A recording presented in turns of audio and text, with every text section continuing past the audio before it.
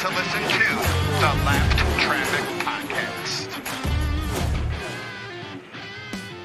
What is up, Lap Traffic Nation? Welcome to episode 231 of the Lap Traffic Podcast. I am your host, the Professor Brandon Crowd.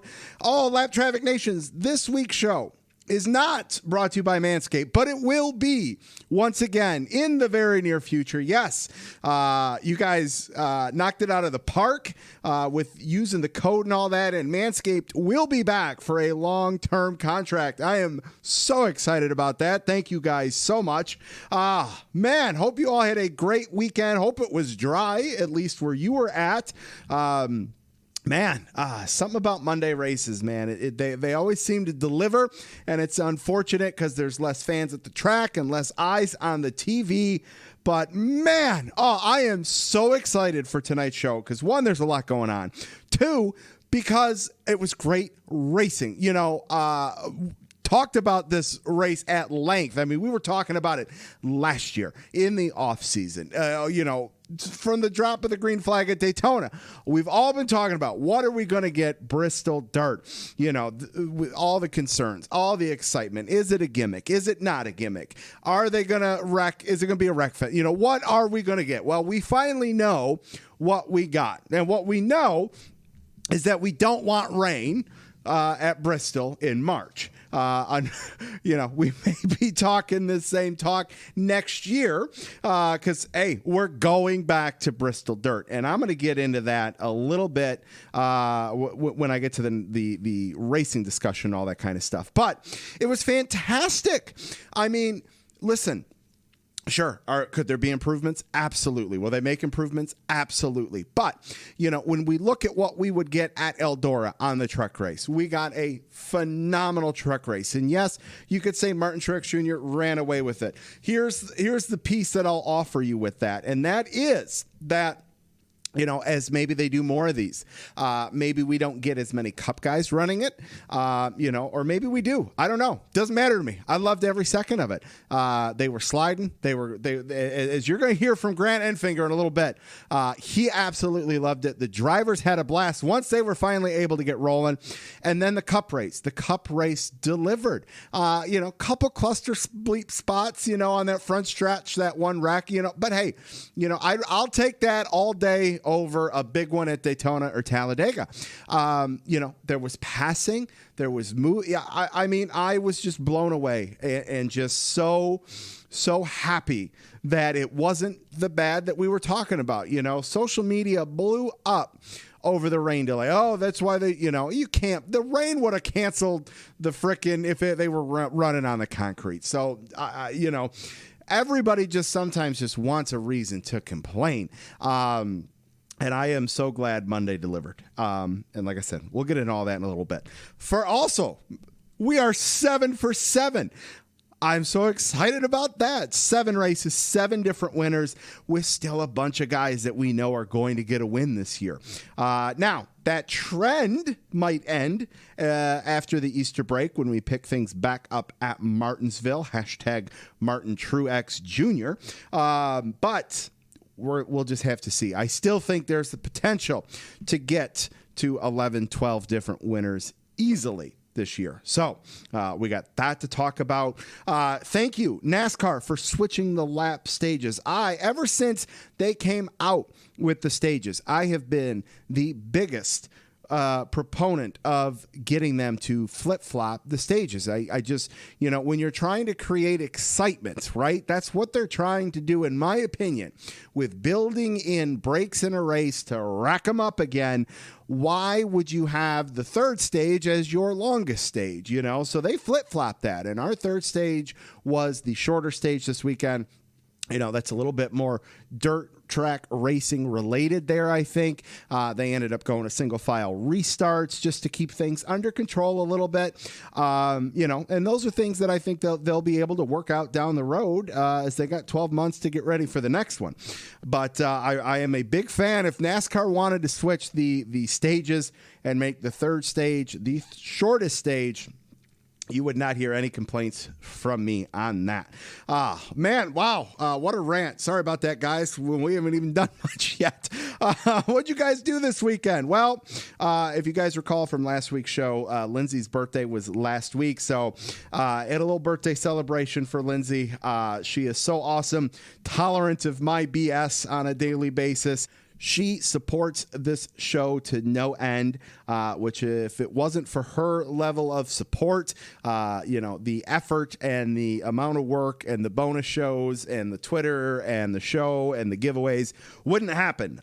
So when big events like her birthday come around, I try to go big with her. So we left town for a couple days, got back into town Saturday afternoon with aspirations of watching some Saturday night truck racing, which was not in the cards, nor was it on Sunday. But fortunately, we did get some Michigan basketball in, which I'll get to that with Aaron Studwell a little later. And Sunday, smoked a beautiful brisket, which I was very excited about, and getting ready to smoke this weekend as well. Got some ham, some pork loin. We're going to stuff that bad boy. Very excited.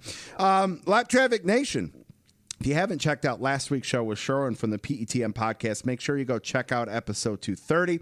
And if you haven't checked out their show from last week as well, they had former NASCAR president Brent Dewar on the show. Go check that out. Couple more plugs this week. The second installment of the jski.com bonus show with Dustin Albino is going to come out Thursday. We're going to record on Thursday as well. So if you got any questions, topics, etc., that you want us to talk about, please send them my way. Go check out 92.9 The Ticket. I was on their morning show this morning to recap Bristol and racing on dirt. Retweeted that out. You can listen. You can replay the 9-minute interview there.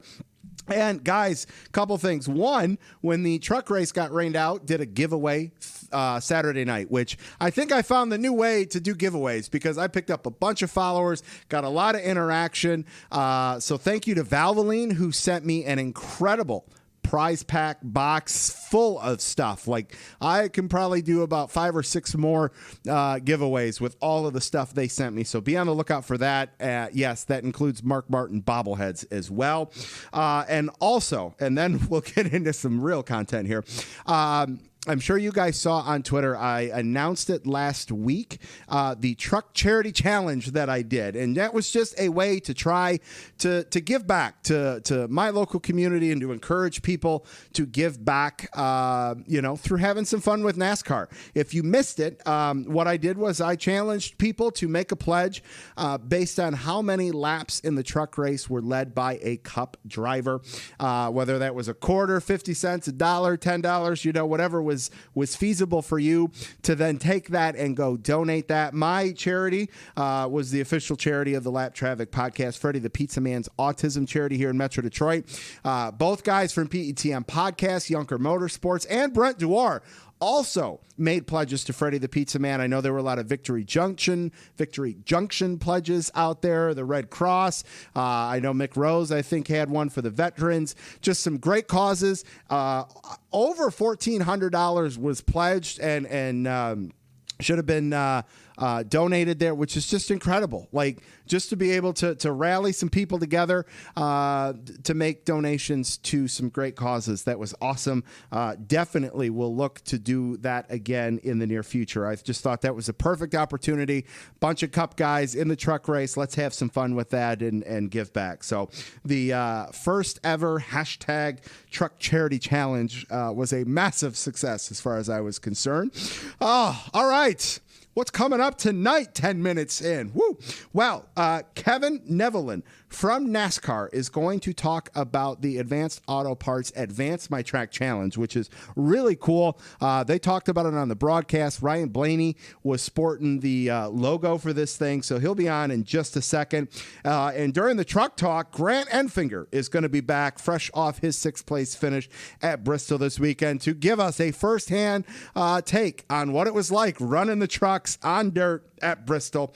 Let's see. Social media shout-outs. Aaron Studwell will be on. Hey, there's no forecast since we all got an off week this week, but Hell, we'll get Aaron on, talk a little college basketball. Michigan playing tonight, 10 o'clock. That's a little late, but hey, we'll suffer through that. Some Lucky Dogs lap down and a condensed fantasy since we don't have any picks to make. But so lots to do tonight. Let's keep things rolling. Let's get Kevin on the line.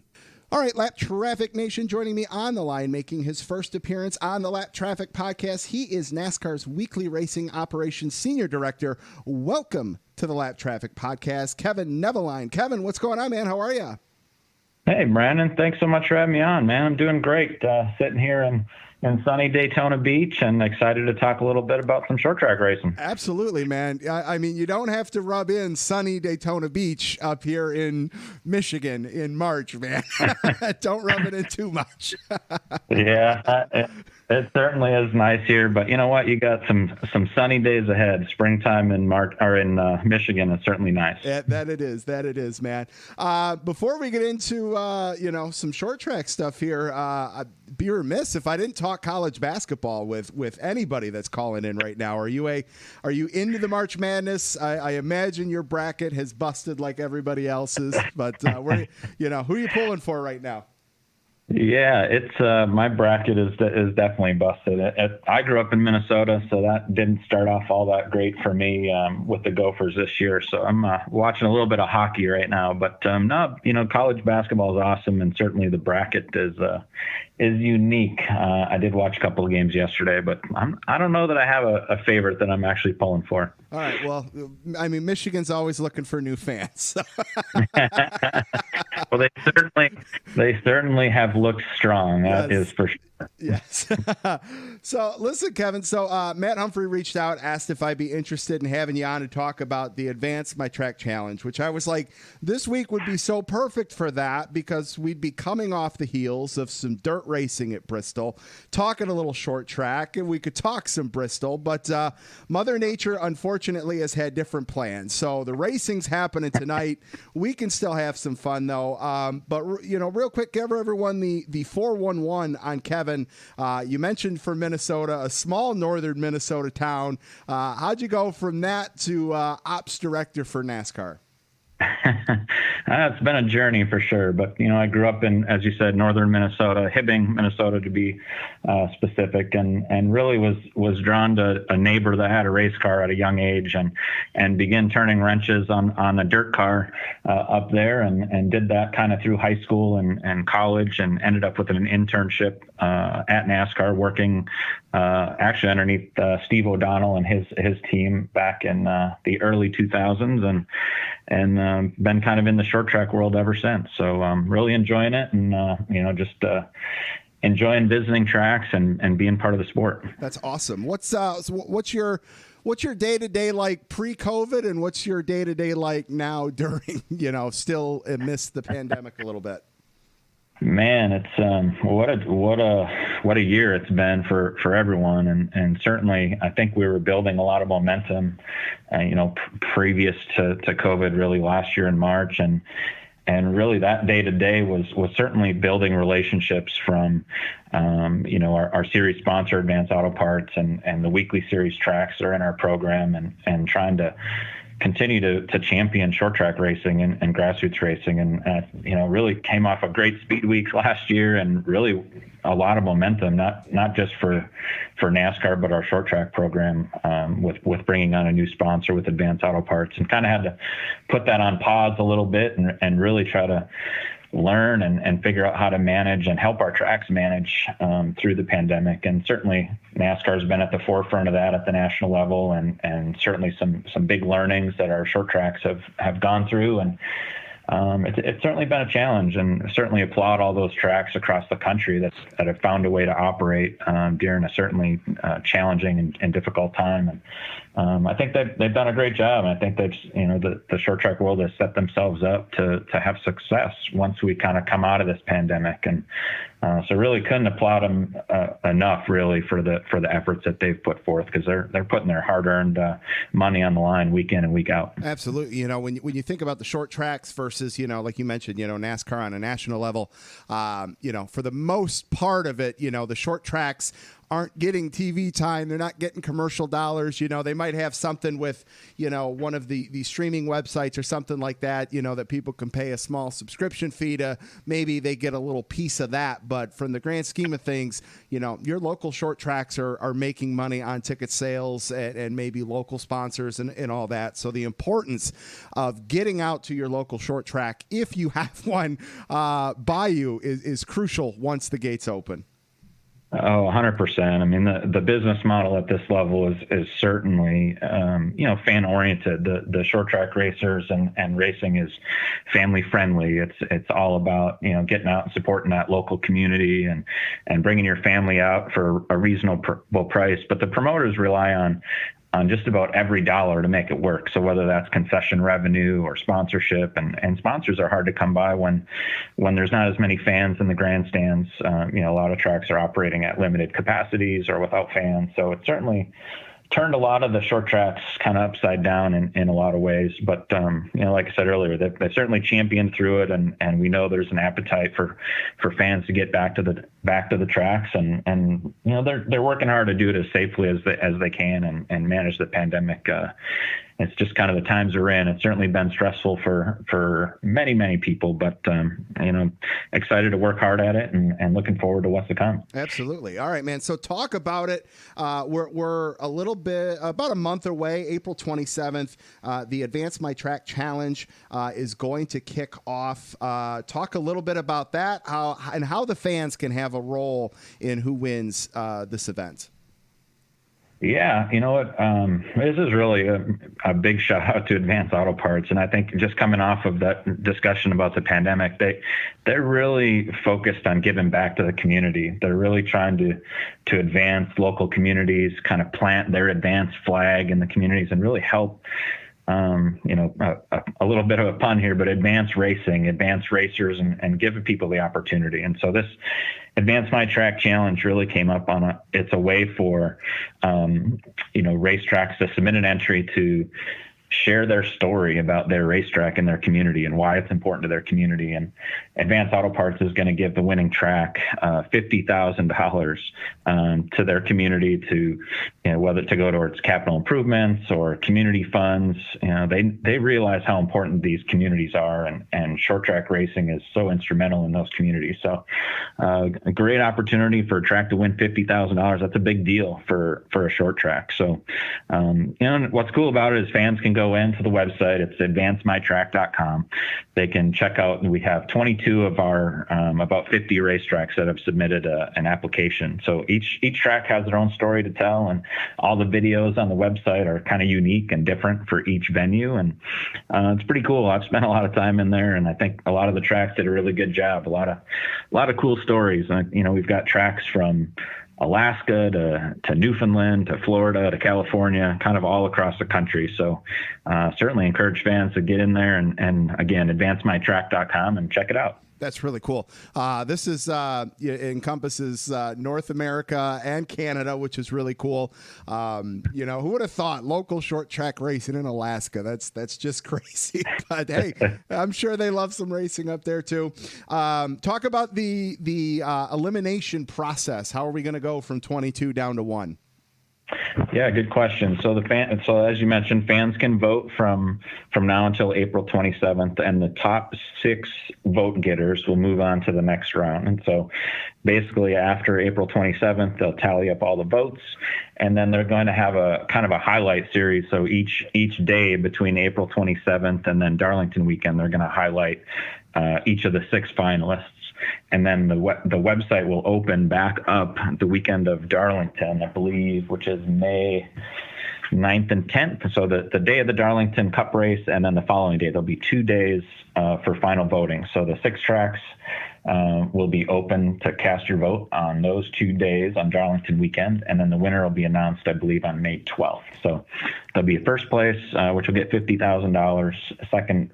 The second place track will get $15,000, and third place will get $10,000. So $75,000 going back into the short track communities from Advance Auto Parts is a pretty unique deal, and certainly excited to have them as a partner to bring this to light. That's really cool. I love that NASCAR has gotten on board with trying to help and bring to light just, outside of the national attention spotlight that the three main national touring series get, to encourage people to go and take, the little kids out to the track on a Friday night, get them hyped up and to learn some different drivers, to become fans of different drivers and, watch them grow through their career. That's how new fans are there. And, it's just incredible. It really is. And I love that Advanced Auto Parts is doing this.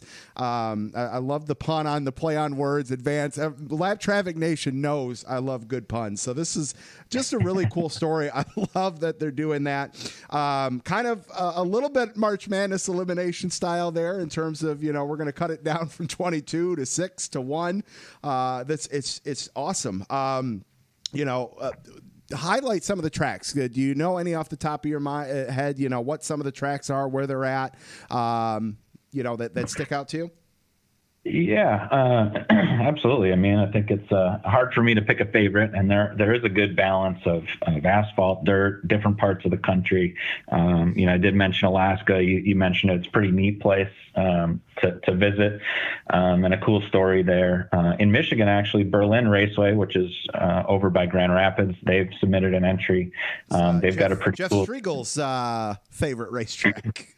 Yeah, for sure. Jeff's pretty active there at Berlin, and they got a good team in place. So that place is cool there in the Michigan area. But really a lot of great tracks, and whether the tracks are in this particular challenge or not, we've got a great group of racetracks really, and excited that we've got 22 of them that submitted to the challenge. We kind of came out with this really kind of, I don't want to say late, it's really early in the season to really kick things off, but we really didn't start planning this until kind of almost the beginning of the year. So it's come a long ways in a short amount of time.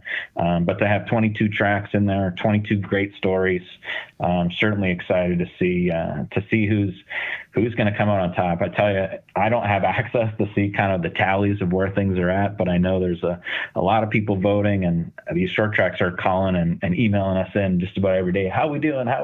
So that's awesome.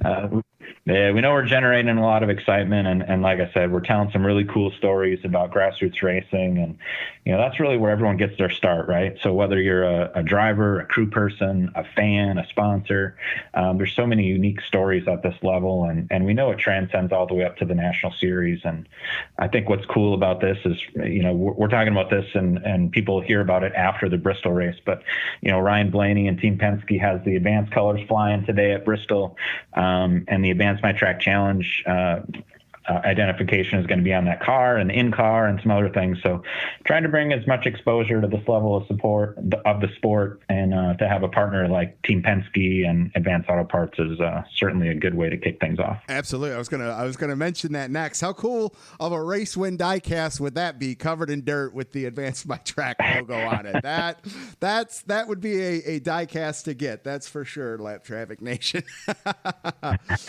No doubt. It's pretty neat, and a big plug to Advance and Penske. Each week, you won't see it this weekend because Advance has the paint out on the car, but each of the weeks that Advance isn't the primary, they're putting two of our short tracks on the C-post on the number 12 Cup car. So each week, some of our short tracks are getting a little exposure, some social media exposure and other things, and just another way to give back and try to educate fans about grassroots racing. That's awesome. All right, Kevin, I will definitely be tweeting out the link for everybody to go vote here over the next month or so. That's for sure. But hit the website for everybody one more time and tell everybody where they can give you a follow at if they want on social media. Oh, absolutely. Yeah. AdvanceMyTrack.com is the voting website. My Twitter handle is @KNev33. But for all grassroots, NASCAR grassroots stuff, you can always follow @NASCAR Roots. Kind of gives you the ins and outs of our weekly program along with all of our touring and our ARCA platform. So a couple of spots there, but again, AdvanceMyTrack.com. Check it out. Lots of cool stories, and looking forward to seeing a winner here about a month. Absolutely. I'm excited. Lap Traffic Nation, huge thanks to Kevin from NASCAR for calling in to talk about the Advanced Auto Parts Advanced My Track Challenge. Kevin, thanks for coming on. Maybe we can get you, the track winner, and Advanced Auto Parts on here sometime in May. Hey, that sounds like a plan to me. Happy to do it, and certainly appreciate the time and appreciate you for putting this together and all your fans of the show. Looking forward to seeing how it turns out. Appreciate you, man. Take care, stay safe, and we'll talk to you soon. Thanks, Brandon. Appreciate it. Take care. All right, Lap Traffic Nation, that was Kevin from NASCAR talking about the Advance My Track Challenge. Just such a cool opportunity. I love that Jeff Striegel's Berlin Raceway is being represented in that. That's very cool.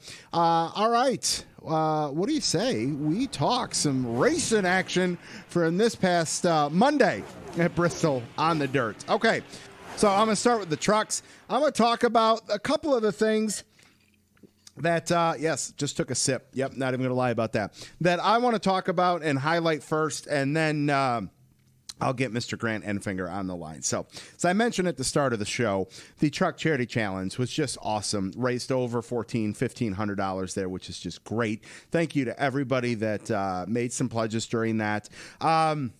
All right, the favorites, Larson, Friesen, Briscoe. Oh, man. All right, so here's where I'm going to start with that, and that is a lot of people in Lab Traffic Fantasy doubled down on Larson for both the truck and the cup race, and it did not pay off. I did not double down. I didn't take Larson. I didn't take Bell. I didn't take Friesen. So you would think I maybe would have made up some ground. We'll get to that a little later on in the show tonight, but no, because even when I don't do what everyone else does, I still can't do anything. I digress. Pit stops. How crazy was it to see these 3-minute pit stops with the mechanics, fab guys out there? I mean, just Lottie dying around out there. Like, give them a cigarette, while they're at it. Let's really go old school with it. That's probably frowned upon, not encouraged or endorsed, but it's just crazy. As I mentioned at the start, this thing delivered just like Eldora, as far as I was concerned. Trucks was fantastic. Martin Truex Jr. coming out of nowhere to dominate the race over some dirt ringers, some truck regulars that have a ton of dirt experience. That's what I love about it, is that not only was it a great race, but we got unexpected winners in both the truck and the cup race. Martin Truex Jr. won the first 4 stages of the day, won all 2 in the truck plus the truck race, and won the first stage in stage 1 of the cup race. It was just a crazy day, and I loved every single second about it. Larson, man, who would have thought Larson was going to get involved in a wreck? John Hunter Nemechek. But then, you had guys that came out of nowhere. Kevin Harvick finished 15th in the trucks. Kevin Harvick, it was funny, I'm sure you guys all saw it, when Rodney told him they were coming back, radio silence, which I'm kind of surprised about, because he wheeled that truck. He talked about how much fun he had in the cup car in practice. I just think they had a bad day, missed it, which they've been missing it a lot. But something tells me Kevin will be happy Harvick by the time they roll around here next March. That's for sure. How about Parker Kligerman picking up a top 10 finish? That's crazy. Bubba Wallace top 11 finish. That's awesome. Haley Deegan top 20. That's pretty good. She's got some dirt experience. I kind of maybe thought that might be a race for her to shine at, but that's all right. All right, that's enough rambling. Let's get somebody that knows what the hell they're talking about. Let's get Mr. Grant Enfinger back on the line. All right, Lap Traffic Nation, joining me on the line, making his 6th appearance on the Lap Traffic podcast. He also has 6 wins in the Truck Series and finished 6th this past Monday in the inaugural dirt race at Bristol in the Truck Series. He's the co-driver, the number 98 with Thor Sport Racing. Welcome back to the show, Grant Enfinger. Grant, what's going on, man? How are you? Man, I'm doing good. Just doing a little resting up and catching up from the marathon we had at Bristol this past weekend. Oh man, so you got the trucks, man, to hold over that many days, man. That drains some resources, that drains energy, that drains time. How'd you guys keep busy and all that during the monsoon that Tennessee got? It was pretty tough to keep busy. Yeah, like you mentioned, there was a ton of rain there in Bristol, and fortunately for us, none of our immediate guys had any issues. But I know there was a lot of campers down there at the bottom of the hill that had to move and get their stuff out, and some stuff flooded. And man, just amazing to see how many fans were able to stay over for the race yesterday. So much buzz and excitement over this dirt race, and I don't feel like, from my perspective, I don't feel like it disappointed any. Just hey, we had to hold it over till Monday. That's the bummer, right? At least for me too. It's like, there was so much negativity on social media over the 48 hours of that like rain hold, and I was a little leery about what we were going to get with the Cup. I knew the trucks were going to be great. We've seen the trucks at Eldora, which have been fantastic, and I think everybody was pleasantly surprised. I just wish it would have been, at scheduled time, so people could have more people could have watched it in person and on the TV. Yeah, yep, absolutely. So I think it put something different, something out of the norm. I think we've kind of been accustomed to there's so many 1.5 miles on the schedules, and a little bit of even though this is racing and it's wide open each and every lap, it's just so many of those 1.5 mile races. I think NASCAR is finally paying attention to that a little bit and changing some things up and trying to make the fans happy. As hard as that is to make all of us happy sometimes. But I know from the driver's standpoint and all the fans I talked to, everybody really enjoyed the dirt race. That's awesome, man. All right, let's take a left turn here real quick, man. I know you're an Alabama guy, man, and we should be getting hyped up for some Michigan-Alabama basketball tonight. Can I make you an honorary Michigan fan tonight since Alabama is not playing? I'll be completely honest with you. I may lose some fans over this, but I didn't realize that they still play basketball until a couple weeks ago. So I can tell you everything you want to know about Alabama football. I didn't realize they still played basketball. Oh, that's hysterical. I love it. Oh, that's great, man. All right. So listen, CJ Wolliver and I did a show right before the start of the season, and all we did was talk trucks. CJ has become a really good friend of the show. I know you guys are good friends. We talked a lot about ThorSport Racing. I'm huge fans of you guys, and I was stunned when I heard the part-time announcement for you this year, sharing the ride with Christian Eckes. And Christian's a great guy. He's been on the show a couple times too. It's a bummer, but there's two drivers getting a partial ride. You won 4 times last year, made it through the playoffs. What was your take on how that thing all shook out there? Yeah, no, I mean, I was surprised as anybody. It's just unfortunate that it happened the way it did. But kind of just that mindset that I'm going to make the most of it and go out there and win races and perform and prove that I need to be back full time. Absolutely. So that's really my only mindset at this point. It definitely still stings a bit. It's not something that I liked or anything like that. But it's the business of racing sometimes. So sure. Dick Thorson has been really good to me over the years, and he had to make the decisions he needed to make for his race team, and that's what he chose to do. So we've had a great relationship through it all. But yeah, he knows I plan to be racing, and there's quite a few weekends that I'm not scheduled with anything right now, but I plan on having something to do then. Excellent. Whether it's a late model or a truck or ARCA car or Xfinity or whatever. So I'm planning on staying busy this year. Excellent, man. I'd love to see an Xfinity ride. Hell yeah, man. All right, let's talk a little bit more in depth about your race yesterday afternoon there. You've got a great track record at Eldora, top 2s, 3rd place, 4th place, and now a 6th place finish at Bristol. Walk us through your day there. I know you guys stayed out after stage 2. Talk a little bit about that and, being able to make it work and bringing home a top 10.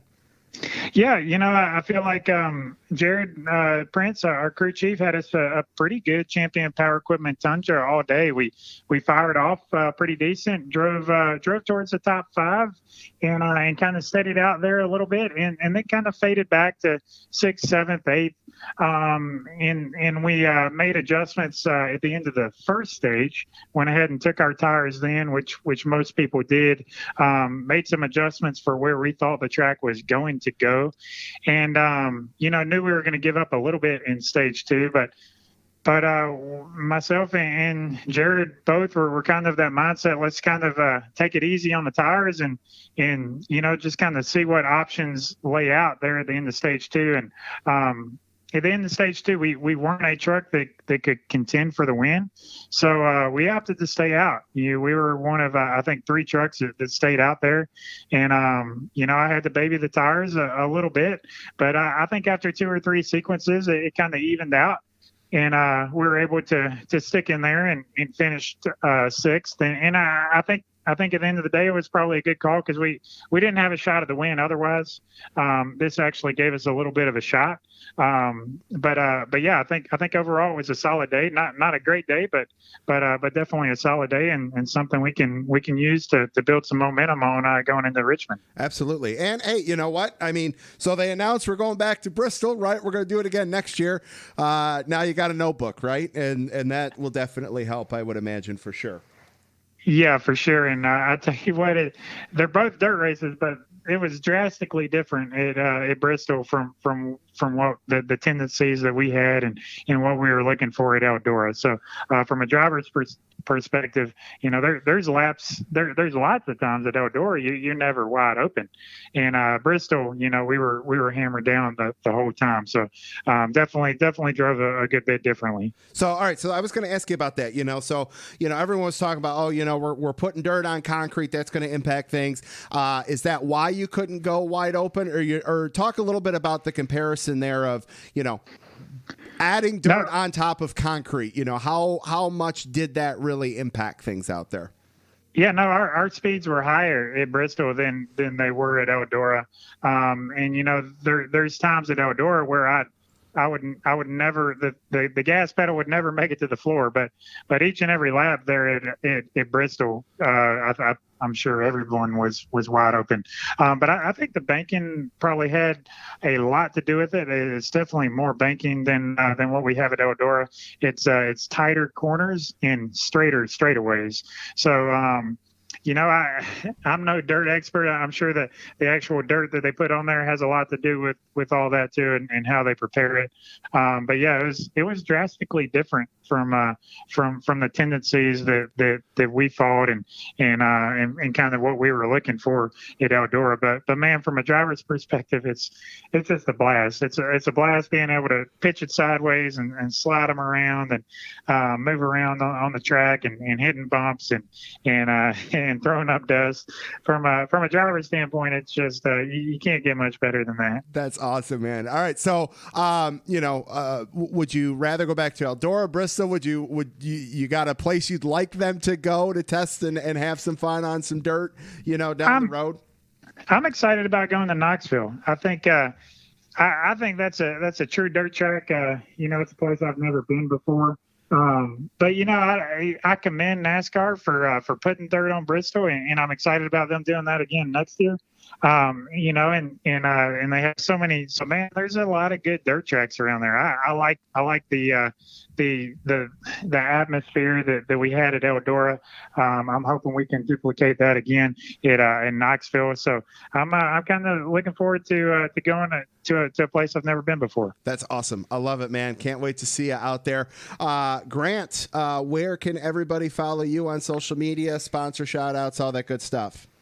Man, it's really, really easy. So on Twitter, it's just at Grant Enfinger. The same thing with Facebook and Instagram. Try to keep everybody updated with what all is going on. And absolutely, positively, could not do anything that we're doing without our good friends at Champion Power Equipment. Man, bum those guys didn't get to stay for the race. We had quite a few of those guys and their families out there this weekend at Bristol. But also Blackstone Management, the guys that keep all this going, and Blaster and also Mike Curb and everybody at Curb Records. So thank you to all of them for allowing us to do this. Awesome, man. Listen, Grant, I'm rooting for you. Lap Traffic Nation loves you. Go out there, kick some ass, win some races, and hopefully be able to catch up with you somewhere this summer at the track, man. Sounds great. Thank you very much. We'll catch you later, Grant. We'll see you. Oh, Lap Traffic Nation, there's Grant Enfinger. So cool. Man, I love that he is a supporter of the show. He follows the show. Like, when you follow the show, I mean, that means something to me anyways. So just love talking to Grant. He's so awesome. Just a great guy. I think it's hysterical he didn't know Alabama still had a basketball team. That's great. All right. Let's talk about this cup race here. Joey Logano. Who would have thought? Now, hey, Penske now has two of their guys with some trophies from this year. Now, if you had said, Brandon, hey, pick the order in which Team Penske is going to pick up their wins, I would have gone Brad, Joey, maybe Joey, Brad, depending on, I'd have to go back and relook, and Blaney last. I would have lost that bet hardcore because here we are waiting on Brad to pick up the win still as the last Penske guy. But, Martin Truex Jr. back out there, dominated pretty much most of the early goings here. He got caught up in one there a little bit at the end. Ricky Stenhouse Jr., Mr. Plate Guy, Mr. Push It at the plate tracks. Look at him. Second place finish there. He was up front almost all day. Denny Hamlin. I mean, finished third in both stages, third in the race. But, I mean, the talk has to go to our fourth and fifth place finishers. Daniel Suarez, who was out there just kicking ass. I think his first time on dirt was last week when they ran some practice in a modified. I mean, that's just incredible that this guy's never turned laps on dirt and is out there outrunning half the field. I love everything about that. Ryan Newman, out there with a top 5 finish. His post race was talking about, hey, if they would have had a little bit more, they could have been up there contending for the win. Tyler Reddick was up there. Eric Jones was up there. What I love about what really set the tone for me once I saw that this thing was going to be a race was that we talk about Daytona and Talladega as being equalizers if you've got luck on your side of not being involved in the big one. Hey, you can have your fender tore up in a dirt race and come back and have a top 5, top 10, even pick up a win. We've seen that at Martinsville and Bristol. These things aren't rolling into victory lane spotless, like at a Kansas, for example. So that once this was like, okay, oh wow, we're going to have like a race. This is way more of an equalizer than Daytona or Talladega because you don't have to have luck necessarily on your side as well in terms of not being caught up in one. We did have a couple, but nothing like we would have at Talladega or Daytona, which that's what I love. Like Daniel Suarez picking up a 4th place finish means Daniel Suarez wheeled that car and outskilled everybody that finished behind him. Ryan Newman knows how to drive a race car. We can poke fun of the fact that, he doesn't let anybody pass him. Ryan Newman can still drive a race car. And some of these other guys that have finishes that we know can drive race cars were able to get solid finishes. And I love everything about that. That's the best part about it to me. I normally talk, last couple seasons, I'm always talking about standings when I'm talking about the races. And, I haven't really talked standings much, but I'm going to just highlight a couple things just to, pinpoint some stuff. 7 races in, 7 winners, which is awesome. And when we look at who's in and who's not in and where things may eventually shake out, that's the key here. Alex Bowman, 16th. I would imagine we all expect Alex Bowman to pick up a win. Ricky Stenhouse Jr. is currently in 14th right now and in the playoffs if they started tomorrow. Is it fair to say expectations would shift him point-wise outside of the top 16? I mean, based on past experience, yeah, I'd say that's a fair assumption. Michael McDowell still hanging on in 12th, had a couple of oopsies there the last couple weeks, but hey, what did he finish here? 12th in the race, sitting 12th in standings. Is he going to fall out of the top 16? Maybe not. Is he going to be someone that is able to maintain pace and stay in and not knock somebody out with his win? Assuming we don't get 17 winners, who knows? We'll have to see what happens. Austin Dillon he made the playoffs last year. Christopher Bell's in. I think we expected him to make the playoffs. Pretty even keel as far as everybody else is concerned. Larson, just having an unbelievable year. Did I expect him to be in the top 16, 7 races in? Yes. Did I expect him to already have a win and should probably maybe have 2, even 3 wins? No. So, as far as that's concerned, we're really talking here. All right, who else can go out there and steal one of these things and really make this thing interesting? So that's where I'm at from the standings perspective. I am ecstatic as all hell that they're going to do this again. And I talked about it at the start of the show in terms of, going back to Bristol. If I'm right on this, I understand why they're going back to Bristol, because, hey, Bristol did an incredible job getting the track ready, all that stuff. And hey, hopefully next year they're able to pack even more fans in there because it was such great racing. I think people will go and see, maybe people didn't go because I don't want to waste money because I don't know what the product is going to be. Well, now we know what the product's going to be. People are going to want to go and take in that experience. So I 100% understand from the business side of things of why they're going to go back to Bristol. All the sense in the world. Now, if this stays with us, and this is something we're going to get, would it be nice to see them open it up and do it at an actual dirt track?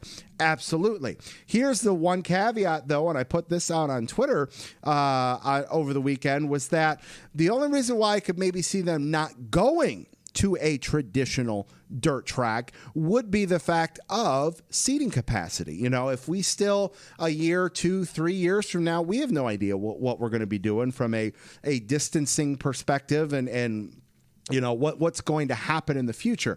So if we still have to do that 2, 3 years from now, and we're going to a place that only holds 10 or 15,000 people, well, then you're really reducing the amount of people that you could bring into a, local short track that might be recognized on the Advance My Track Challenge. So that's why, Bristol might be the place because it's so big. It's got such a large capacity that they can still possibly stretch things out and still maybe pack in, 10, 15, 20, 30, 40,000 people, even if we still have to, adhere to distancing guidelines and all that kind of stuff. So there's my rant. There's my take on that. Man, what a great Monday of racing. Doubleheader. That was fun.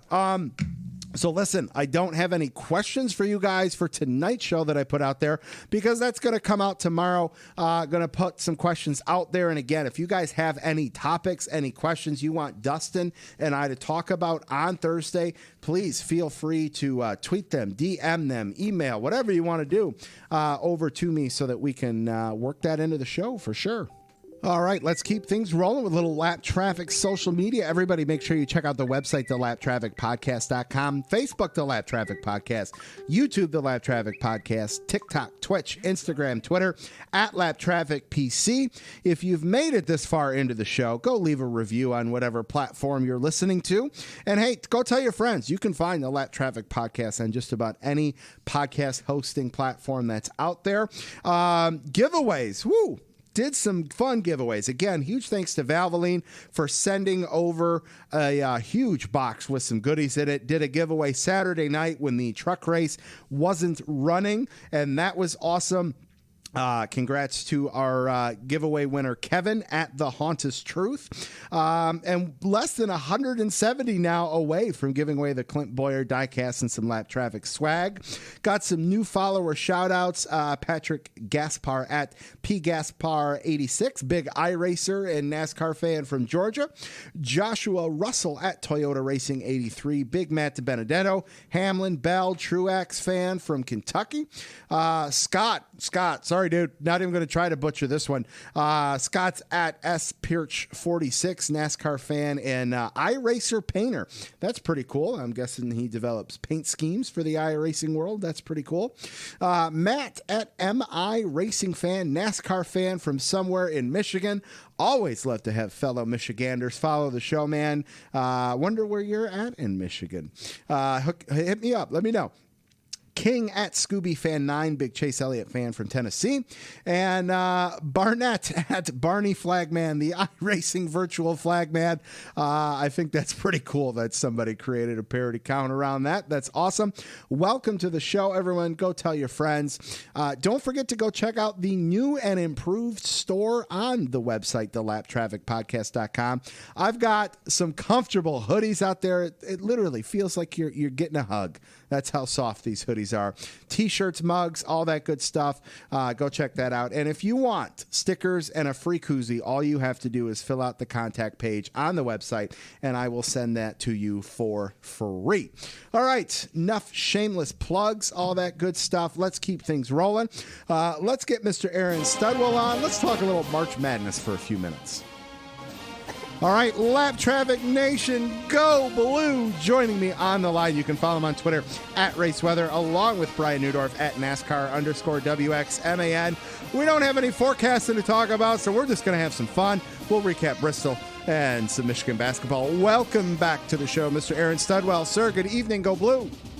Go blue. How are you, sir? Oh, I'd be better if I didn't have to stay up till about midnight tonight. I'd be great. Frickin' 10 o'clock Michigan basketball tip. Like, did they not look at the time zones of where all these schools are at? Like, why would you put the one East Coast school at a 10 o'clock tip? I don't understand, but hey, I digress.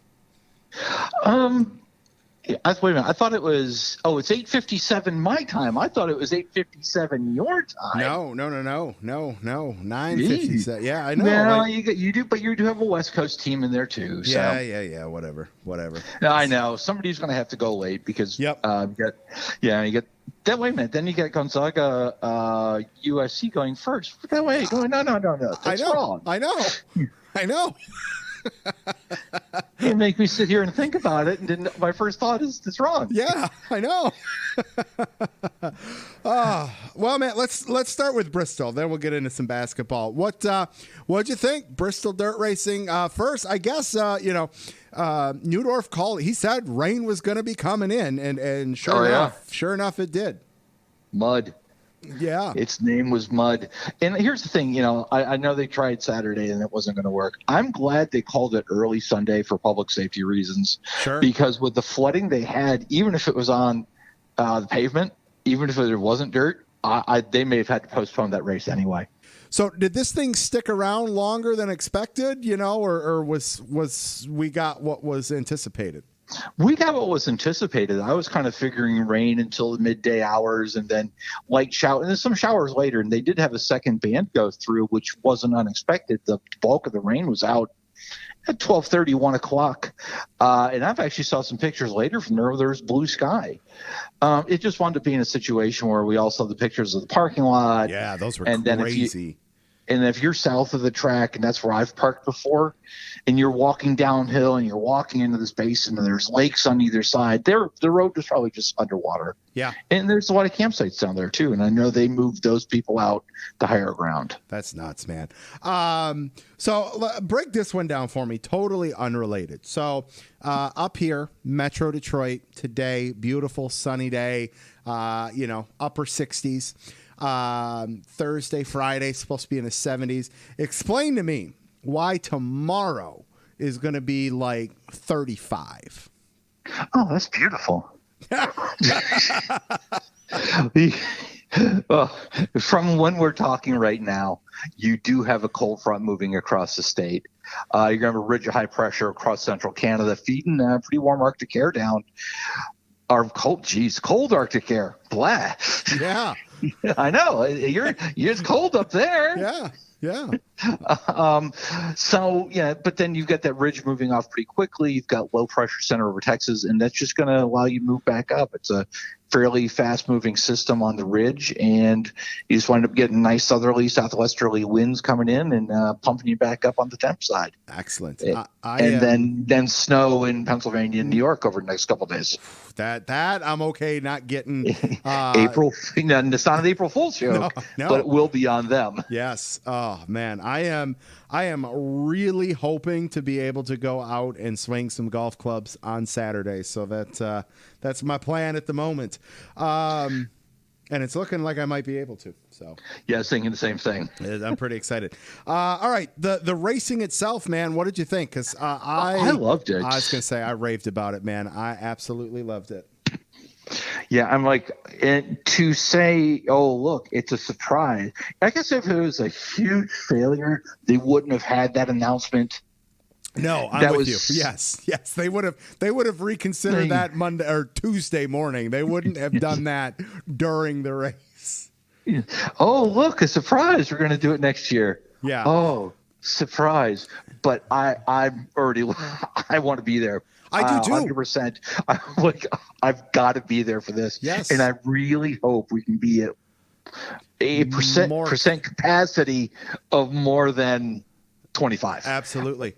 Although it did look like there was a pretty good crowd there for Monday. There looked like there was a pretty decent crowd there. Yeah, no, I'm with you. I would have loved to have seen, because even with the rain, people obviously probably didn't even bother coming to the track, probably didn't bother leaving the campsites if they were there. I'm curious what that would have looked like at full and during scheduled times on Saturday night, Sunday afternoon, because I think it would have been great.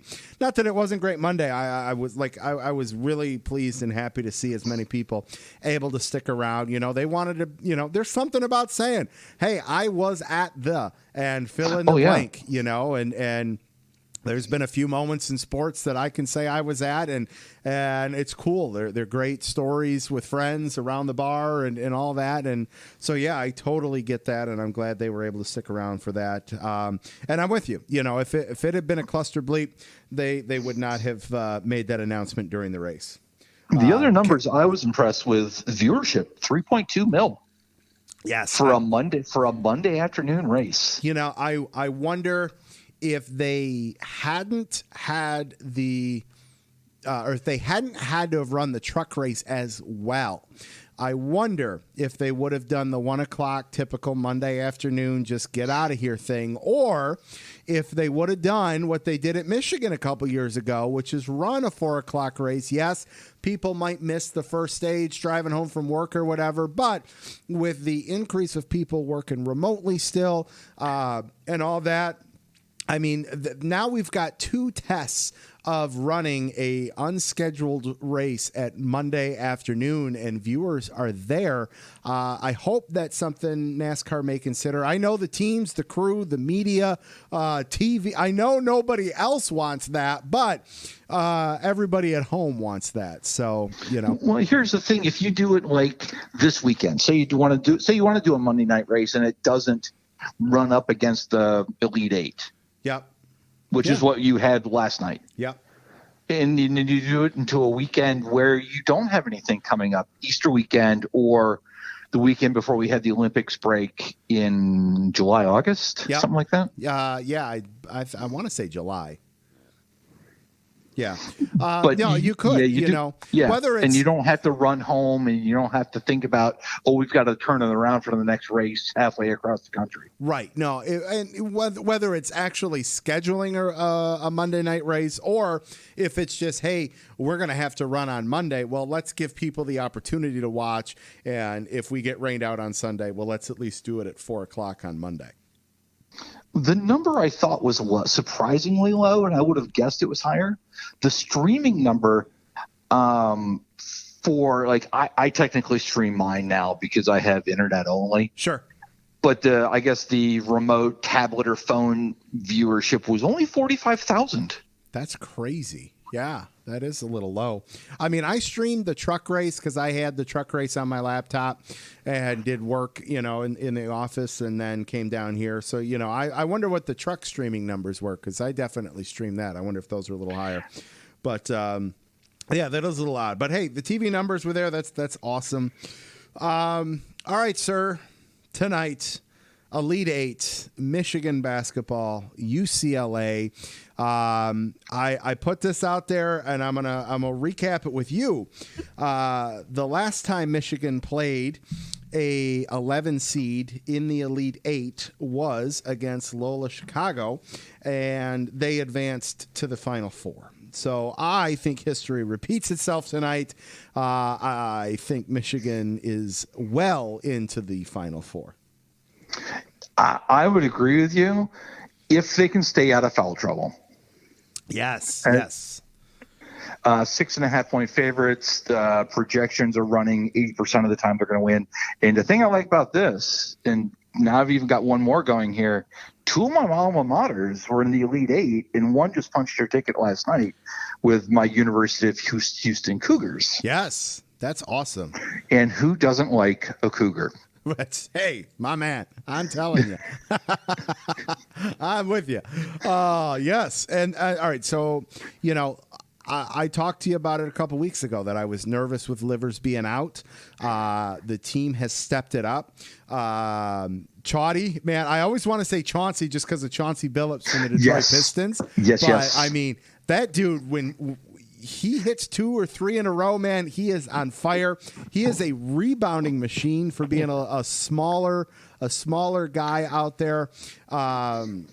Wagner has upped his game. I mean, they are the only one. My buddy the only one that, if you ask my buddy Zalen, who has not upped their game, is Brandon Johns.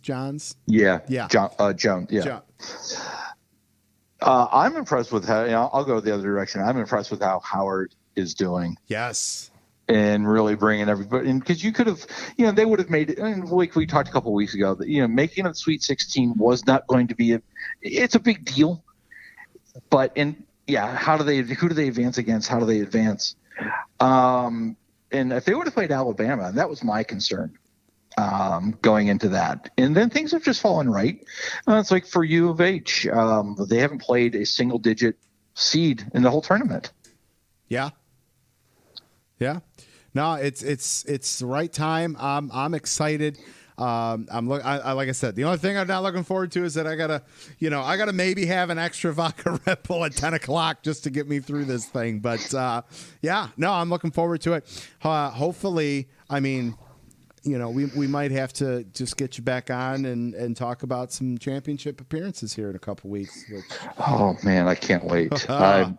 This is the first. Well, the tournament's been different. This is the first time I'm saying, okay, I have to have the television on at X time. Yes. Because I had somebody text me last night, and I was working on something else, and they're like, "You watching the U of H game?" I'm like, "Oh shoot, that's now." Right? Yeah. No, I hear. Well, I tell you what, I have been a lot more with just, my $10, $20 things on bar stools and all that. And that really has upped my interest in this a lot more than brackets have in years past, which I'm excited about because there's been some great basketball. We look at the number of upsets that we've had in the first round, the second round. We do have a couple number ones still out there, Michigan being one of them. And, we'll see what happens. UCLA, it'll go one or two ways. Either they're spent from having that overtime game against Alabama, or they're going to be able to carry that through that momentum. And, I either think Michigan's going to, be up 15 at half and 25 at the end of the game, or, it's going to be basket for basket. I do not think there's going to be any in between on this one. I'm going to disagree with you. I think it's going to be like old school Michigan football here. It's going to be close until halftime. And then Michigan's going to start slowly pulling away. Yeah, they're going to start slowly pulling away, and it's going to be 3 for 2. It's going to be Michigan getting 3s when UCLA's getting 2s, or Michigan just being aggressive on the boards, and you're really taking advantage of that. Hey, I'm excited for tonight, and we'll see what happens. That's for sure. All right, man. Well, like I said, there's no forecast, so we'll wrap with this. Your super strong showing in lap traffic fantasy. Now, there were people that were not looking forward to me posting the results. Everyone telling me to take my time. A lot of people doubling down on Larson this weekend. But you, along with 9 other people, managed to do even worse than doubling down on Larson. And that was taking Christopher Bell for the Cup race and Kyle Larson for the truck race, picking up a solid 5 points on the day.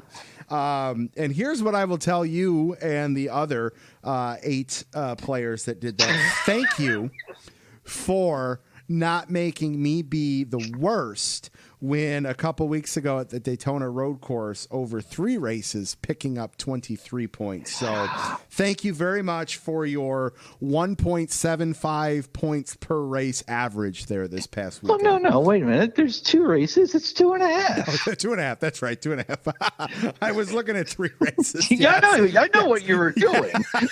I know how you do your math. But Yes. and we said this off air when we were talking about it.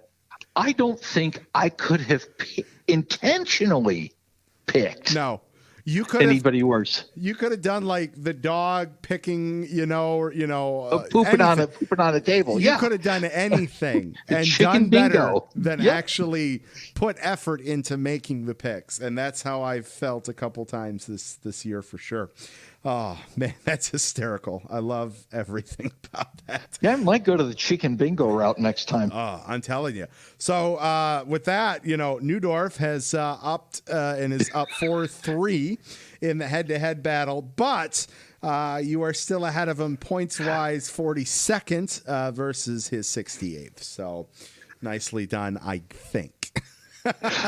Well, he would be like the last in. I would be a solid 10 or 11 seed. Right, yes. Well, no, you'd be doing the play-in game for the 11th seed, yet somehow he'd still be in. You're right, yeah. Man, I'm not going off on that tangent. He can be St. Bonaventure. Yeah, exactly. Yes. All right, man. Well, hey, enjoy the game tonight. Enjoy the Easter weekend and the off weekend of not having to tweet about any weather. Yes. And we'll catch you in a couple weeks. You will. It's great talking to you. Have a good night. Go Thanks, Blue. Man. Yes, go Blue. All right, we'll see ya. Later.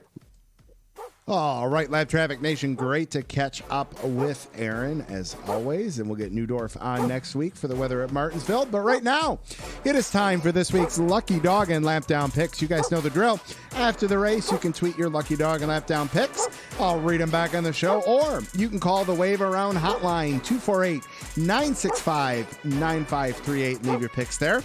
My Lucky Dogs, yes, plural, of the race weekend is Stenhouse and Suarez. I mean, just 2 stellar performances, no doubt about it. Lap down, I mean, it's got to go to the dirt ringers, Larson and Bell.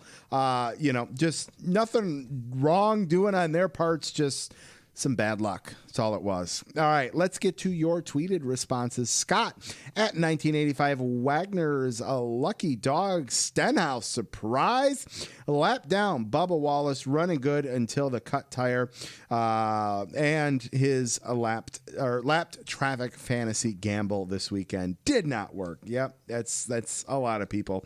Let's go over to Jeff at JBev1789. Lucky Dog given to Daniel Suarez for his awesome run. And the fact we're going dirt racing again in 2022. Lap down Mother Nature for making us wait an extra day or 2 to see NASCAR on dirt. Can't wait for this event next year. And let's see here. We got Gina at GoAlex48. Lucky Dog, the fans. I love the unpredictability. Dirt course ringers, lap down, 7 winners. Suarez, removing fenders, dirt everywhere. Lap down Mother Nature is a dirty pirate hooker. with thanks and apologies to the Alex Hayden. That's hysterical. Eddie at Eddie_EG3 Lucky Dog Stenhouse worked his way to the top 10 all race long, made a late charge to score a runner-up finish at one of his best tracks, a lap down the heavy favorites Larson and Bell involved in the same crash. Lisa at LL Chanana's Lucky Dog the fans because I love this race, lap down all the dirt race drivers because they all wrecked, LOL. Janet at Froggy16 lap down is poor Tyler Ankrum, who can't catch a break. No, he cannot. Jess at Iowa NASCAR fan Lucky Dog is Logano, quick learner at the track. Didn't think we'd race till Tuesday. Lap down NASCAR for continuing to go to Bristol during their rain season and for refusing to throw a caution when the TV window is closing unless they absolutely have to. Ooh, I see what you're doing there, Jess. Mick at GoDucks42_Mick, Lucky Dog, Joey Logano got it done on the dirt. Lap down starting so early on a Monday. Let's see here. Matt at CH9 SE fan, lap down Larson, definitely the lap down this week. That's it for your tweeted responses. Quick turnaround there, so not too many this week, but that's all right. We'll pick it back up after Martinsville. I'm pretty confident on that. Let's get to your calls on the Wave Around Hotline. Hi, Brandon. It's Matt at Camper News Net. I really thought with the dirt race at Bristol today, it absolutely, in my personal opinion, and I thought this coming into the weekend was going to be a wild card race. I honestly did not expect to see either Kyle Larson or Christopher Bell be one of the only favorites. There were everybody in that field had a shot at winning this race today, I feel, at the Bristol Dirt, and that is the expectation we got. Joey Logano, had a great day and was able to win it. And, it's odd to say this, but the last 2 weeks, we've had whoever has been in the Fox NASCAR booth as guest analyst, whether it was for the Xfinity race or the truck race last weekend. Of course, Ryan Blaney was the guest host for the Cup and truck. The truck and Xfinity races in the booth in Atlanta. He won the race for the Cup, and this weekend, Joey Logano in the booth for the truck race and won the Cup race. It's just very ironic to see that. But we have, on the other hand, 7 winners in 7 races. I don't ever remember anything like this happening in my lifetime. And I feel that going into Martinsville in a couple of weeks, I think there is a possibility we could see the first time this year that somebody who has already won will win the race at Martinsville. So anyway, my lucky dog is going to go to Daniel Suarez. He led so many laps combined than what he did in 2020 and all of this year so far. He had a tremendous day. And, I see great things coming from Daniel Suarez. And my lap down is going to go to Christopher Bell and Kyle Larson, veterans at the dirt tracks. And unfortunately, it didn't pay off today for them. But hopefully things will turn around for both of them. So anyway, with that, enjoy your Easter weekend, Lap Traffic Nation, Brandon, and I'll talk to you in a couple of weeks after the race at Martinsville. Thank you so much, Brandon. Take care. Bye. Oh, Matt, thanks so much for calling in. Appreciate you. I mean, the irony of the guys in the booth coming out and winning is pretty funny. Race car drivers are superstitious to a whole nother level, and I wonder how many people are just chomping at the bit. Hey, put me in the booth. I'm ready to go. Maybe that's what Kevin Harvick needs, is to go call one of these Xfinity races, and we'll see him in victory lane and snap the funk that's going on over there at SHR. But yeah, it's you hit it all on the head there in terms of who we thought was going to win, it kind of really being in anybody's race. And who would have thought? Joey Logano, right? So I'm with you there. Thanks for calling. Look forward to hearing from you in a couple weeks after Martinsville. Let's get to the next call on the Wave Around Hotline. It's the voice of the Wave Around Hotline. What's going on? Lap Traffic Nation voice for Wave Around Hotline on Racing Cans. Calling in after a 1-week hiatus. My bad. Bristol Dirt Race. Definitely exceeded expectations. I had extremely low expectations for that race. Maybe I didn't even have any expectations. I don't think any of us really knew what to expect, but at the end of the day, I don't think we saw a bad race. Is this something I'd want to see once a year at Bristol?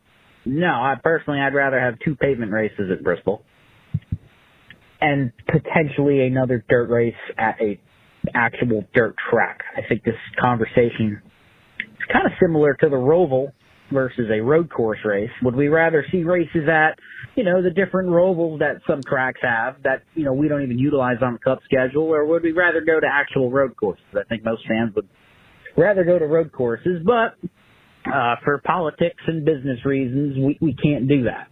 So, for now, I hopefully this is only a temporary thing. I know they already announced it next year, so I'm kind of on that. But we still get the Bristol Night Race, which is typically the best race of the year, or at least the top 3 race of the year. So I think we're all excited for that. In terms of on-track action, single groove, not a bad thing when it comes to Bristol. I don't really want to see short track races be the whole, side, great side. No, I want to see cars beating the crap out of each other and crashing. And you kind of want to see a little bit of a Charlie Foxtrot on a short track. That's what makes it so special. So on to my lap down of Lucky Dog, Daniel Suarez, Trackhouse, Pitbull, Justin Marks. That was fun, man. I was hoping they were going to win. That would really throw a wrench into things. In terms of the playoffs, lap down, and kind of a lucky dog in a way because Suarez didn't win. It's going to be Almirola. That team's really got to step it up. I don't really see them at this point pointing their way in. They're going to need to win a race. So, we'll see how the playoff bubble shakes out with those guys that typically point their way in. It's just, another storyline to watch, and it's shaping up to be really a fun year for that. So I got a 1-week Easter break. Happy Easter to those who celebrate, and get some more short track race at Martinsville after that. See ya. Oh, yes, Mr. Andrew Canstein. See, I love it. Do that all the time. I'm all about that. Oh, man, yes. All right, where am I at with what you had there?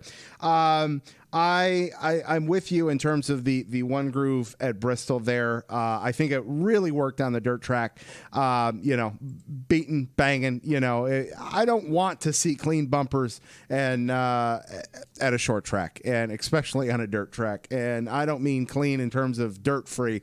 I mean clean in terms of wreck free. So I'm with you there 100%. Didn't bother me. They want to do this once a year. I'm all about it. Once a year. Let's do it. And I went into a big whole spiel on why I think they're going back to Bristol and all that. You will probably have some agreement with me in what I said a little bit ago, so I won't rehash that out there.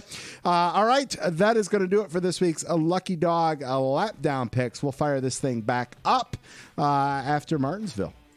All right, it is time to close this thing out with a little lap traffic fantasy. Just a reminder, get your picks in by 5 o'clock Eastern Standard Time on Thursday, but not this Thursday because there's no race. So next Thursday, 6 more Cup races to go in segment 1 of the Lap Traffic Fantasy League. And I'm telling you, this thing is not a runaway by any stretch of the imagination. Things are close. Let's see. So here's what we're going to do. Because there's no race this week, I'll just recap where we're at. And then next week, we'll get our guest picker on who had the highest points. And that is Eddie with the EG3 podcast. He scored 79 points with his picks of Briscoe and Stenhouse. My picks this week, 42 points. Not bad, not great. Was really hoping to not play the wild card of everybody else with the Larson picks. And that was the right strategy. I just didn't pick the right guys. Matt Crafton didn't do too bad. Austin Dillon, though, was really expecting a little stronger performance out of him. Not so much. Got 42. I'm slowly chipping away at this thing. My last few weeks, I've gone from 62nd to 55th to 37th to 36th, and I'm now in 32nd place. So I am almost to the first page of the standings. But who is leading the standings? That's Fred Leclerc. He's been on a tear the last couple weeks, able to maintain. He's in first with 689. Jess Rose in second with 667. Henry Fletcher in third with 631. Jeff Beaven in fourth with 626. Michael Mason in fifth, 621. David Mullins in sixth with 620. Michael Elliott in seventh with 614. CJ Wolliver and Carson Hagelin tied for eighth with 611. John Entwistle and Stephen Florence tied with 610 in ninth. And wrapping out the top 10 is Pete Curvin with 10 points. It's still anybody's game. It's mere points in between each point in the standings there, which is awesome. I love the level of competition with this thing. Bonus points. Brett Morris, Brian Newdorf, Carson Hagelin, and Eddie Greer all have 2. And then there's a long laundry list of everybody with 1 bonus point. Don't forget, you get bonus points if you have week high, and if you tie for week high, everybody gets 1. And if you pick the cup winner, you also get a bonus point. So there's the potential to earn 2 bonus points a week. But so far, the bonus points have been sparse. I expect that to pick up as things go on. And like I said, we'll recap everything next week with Martinsville coming up right around the corner. And we'll get Eddie on to make his picks and all that good stuff. But for now, that is going to do it, Lap Traffic Nation, for episode 231 of the Lap Traffic Podcast. Make sure you check out the website, thelaptrafficpodcast.com. Follow on Twitter, Instagram, @LapTrafficPC. Don't forget about the giveaway, less than 170 followers to go. Huge thanks to Kevin from NASCAR, Grant Enfinger, and Aaron Studwell for calling into the show tonight. Don't forget, bonus show coming at you Thursday with Dustin Albino from jski.com. Get your questions, your topics, all that into us. Don't get caught chasing the lucky dog. Make sure you tune in each and every week to the Lap Traffic Podcast. See ya!